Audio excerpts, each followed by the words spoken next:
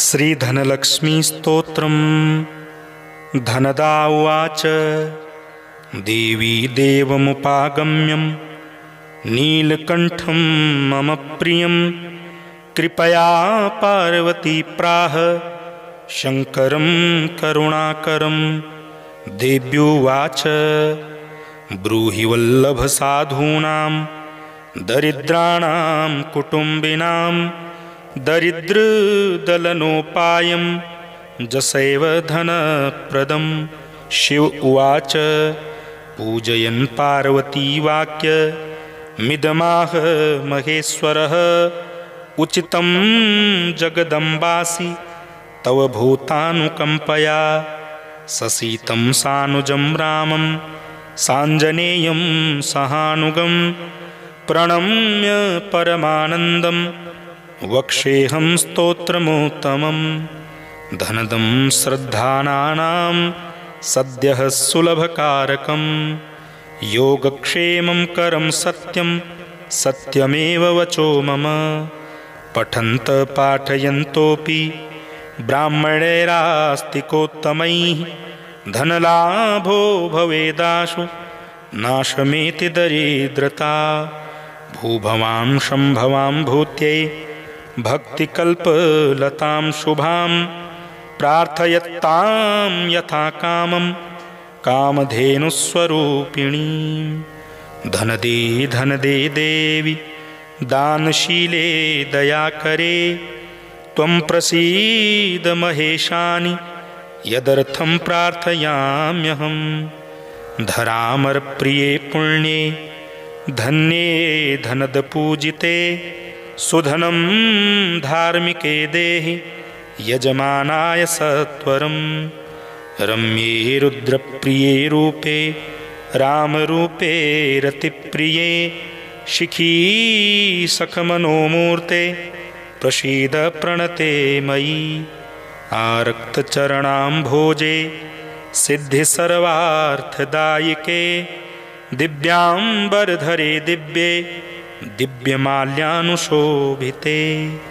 समस्तगुणसम्पन्ने सर्वलक्षणलक्षिते शरच्चन्द्रमुखे नीले नीलनीरजलोचने। चञ्चरीकचमूचारु श्रीहारकुटिलालके मत्ते भगवती मातः कलकण्ठरवामृते।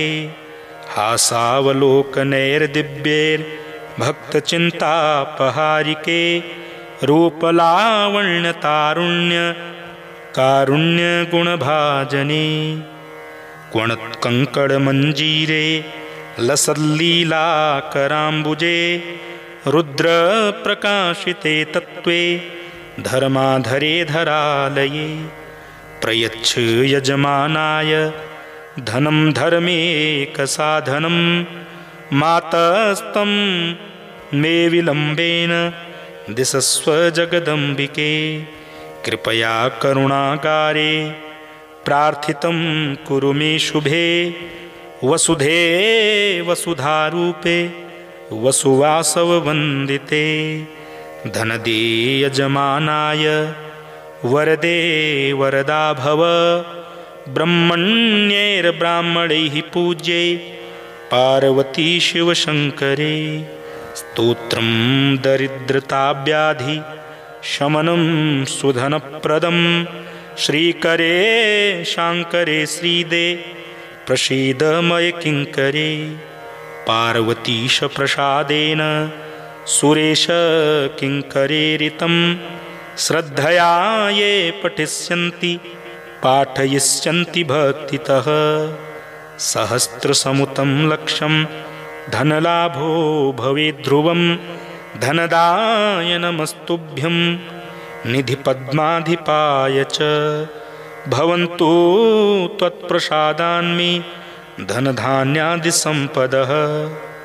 देवी देवमुपागम्यं नीलकण्ठं मम प्रियं कृपया पार्वती प्राह शङ्करं करुणाकरं।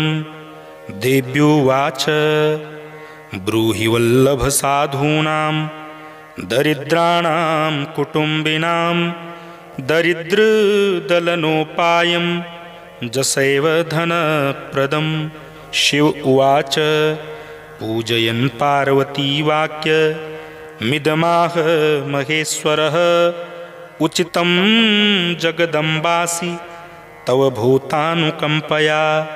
ससीतं सानुजं रामं साञ्जनेयं सहानुगं प्रणम्य परमानन्दं वक्ष्येऽहं स्तोत्रमुत्तमं। धनदं श्रद्धानां सद्यः सुलभकारकं योगक्षेमं करं सत्यं सत्यमेव वचो मम। पठन्त पाठयन्तोऽपि ब्राह्मणैरास्तिकोत्तमैः धनलाभो भवेदाशु नाशमेति दरिद्रता। भूभवां शम्भवां भूत्यै भक्तिकल्पलतां शुभां प्रार्थयत्तां यथा कामं कामधेनुस्वरूपिणीं। धनदे धनदे देवि दानशीले दयाकरे त्वं प्रसीद महेशानि यदर्थं प्रार्थयाम्यहम्। धरामरप्रिये पुण्ये धन्ये धनदपूजिते सुधनं धार्मिके देहि यजमानाय सत्वरं।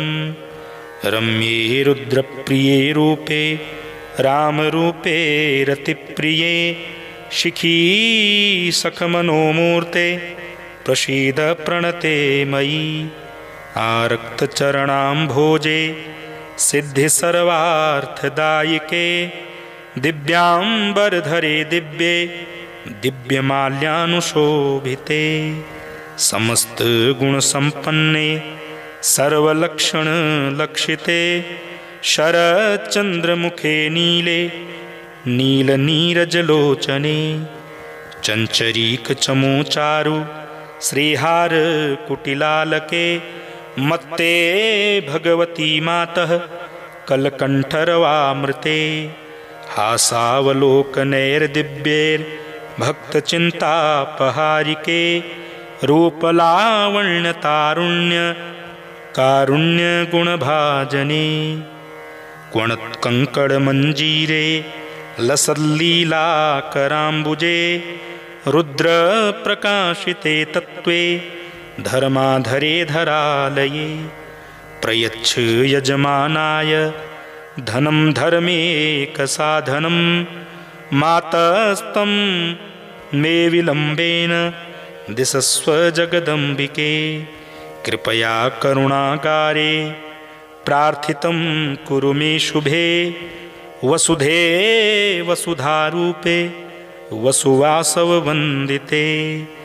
धनदे यजमानाय वरदे वरदा भव ब्रह्मण्यैर्ब्राह्मणैः पूज्ये पार्वती शिवशङ्करे। स्तोत्रं दरिद्रताव्याधि शमनं सुधनप्रदं श्रीकरे शाङ्करे श्रीदे प्रसीद मय किङ्करे।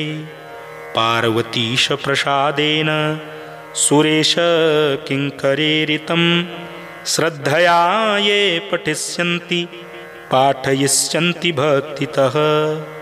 सहस्रसमुतं लक्षं धनलाभो भवेद्ध्रुवं धनदाय नमस्तुभ्यं निधिपद्माधिपाय च। भवन्तु त्वत्प्रसादान्मे धनधान्यादिसम्पदः। देवी देवमुपागम्यं नीलकण्ठं मम प्रियं कृपया पार्वती प्राह शङ्करं करुणाकरं।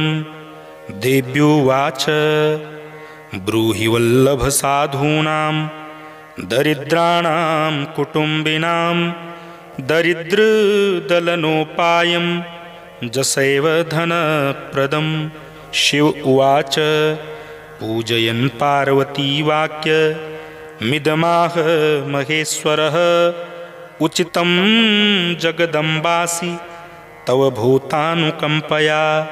ससीतं सानुजं रामं साञ्जनेयं सहानुगं प्रणम्य परमानन्दं वक्ष्येऽहं स्तोत्रमुत्तमं धनदं श्रद्धानां सद्यः सुलभकारकं योगक्षेमं करं सत्यं सत्यमेव वचो मम पठन्त पाठयन्तोऽपि ब्राह्मणैरास्तिकोत्तमैः धनलाभो भवेदाशु नाशमेति दरिद्रता भूभवां शम्भवां भूत्यै भक्तिकल्पलतां शुभां प्रार्थयत्तां यथा कामं कामधेनुस्वरूपिणीं धनदे धनदे देवी दानशीले दयाकरे त्वं प्रसीद महेशानि यदर्थं प्रार्थयाम्यहं धरामरप्रिये पुण्ये धन्ये धनदपूजिते सुधनं धार्मिके देहि यजमानाय सत्वरं रम्ये रुद्रप्रिये रूपे रामरूपे रतिप्रिये शिखी सखमनोमूर्ते प्रसीद प्रणते मयि आरक्तचरणाम्भोजे सिद्धिसर्वार्थदायिके दिव्याम्बरधरे दिव्ये दिव्यमाल्यानुशोभिते समस्तगुणसम्पन्ने सर्वलक्षणलक्षिते शरच्चन्द्रमुखे नीले नीलनीरजलोचने चञ्चरीकचमूचारु श्रीहारकुटिलालके